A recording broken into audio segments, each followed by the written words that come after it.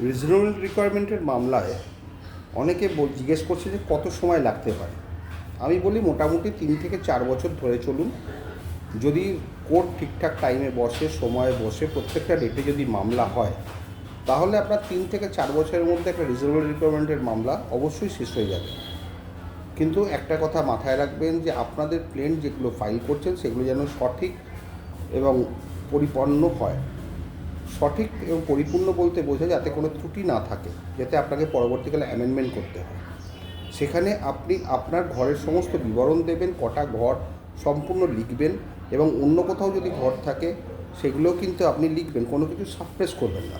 Commission application করবেন, কমিশনারকেও সব কিছু দেখাবেন, কোনো কিছু সাপ্রেস করার দরকার নেই। আর ডিফেন্ডেন্টও কমিশনারকে বলতে পারে এখানে ঘর আছে, ওখানে ঘর আছে, যা যা বলবে আপনি কোনো কিছু সাপ্রেস করবেন না, সব কিছু দেখিয়ে দেবেন, তাতে আপনার পক্ষে সুবিধে। কিন্তু কোনো কিছু সাপ্রেস করলে কিন্তু আপনার ক্ষতি হয়ে যাবে মামলায়।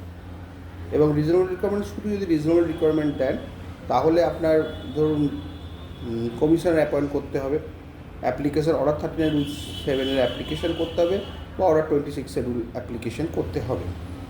এই অ্যাপ্লিকেশনগুলো করার পরে আপনি আদার সাইডকে একটা কোর্ট জবাব দিতে বলবে, যদি জবাব দেয় ভালো, নাহলে অ্যাপ্লাই করলেই কোর্ট মোটামুটি অ্যালাউ করে দেয়। অর্ডার 39(7) কন্ডিশন যদি কন্ডিশন ফুলফিল থাকে তাহলে কিন্তু কোর্ট কমিশন অবশ্যই অ্যালাউ করে, তাতে কোনো দ্বিমত নেই।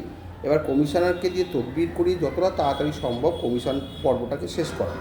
কমিশন পর্ব শেষ হয়ে গেলে তারপর আপনার সাক্ষী হবে, তারপর কমিশনের সাক্ষী হবে PW2, তারপর আদার সাইড ক্রস করবে আপনাকে এবং কমিশনারকে।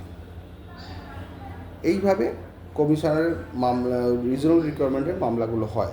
তবে রিজনেবল রিকোয়ারমেন্টের মামলায় এখন যা পজিশন, যা পরিস্থিতি এবং এক্ষেত্রে সুপ্রিম কোর্ট থেকে হাইকোর্ট সবাই একটা কথাই বলেছেন, ল্যান্ডলর্ড নিজের প্রয়োজনে ঘর পেতেই পারে, সেখানে টেনেন্টের কোনো রকম বাধা দেওয়ার এখতিয়ার নেই, বা টেনেন্ট ল্যান্ডলর্ডকে ডিকটেট করবে না সে তার কি ঘর লাগবে বা না লাগবে। সুতরাং আপনি নিশ্চিত থাকুন, এই মামলায় আপনার জেতা কিন্তু নিশ্চিত, যদি না আপনি কোনো কিছু সাপ্রেস করে থাকেন। আর টেনেন্টের কী অসুবিধে সুবিধে সেটা কিন্তু কোর্ট দেখবে না।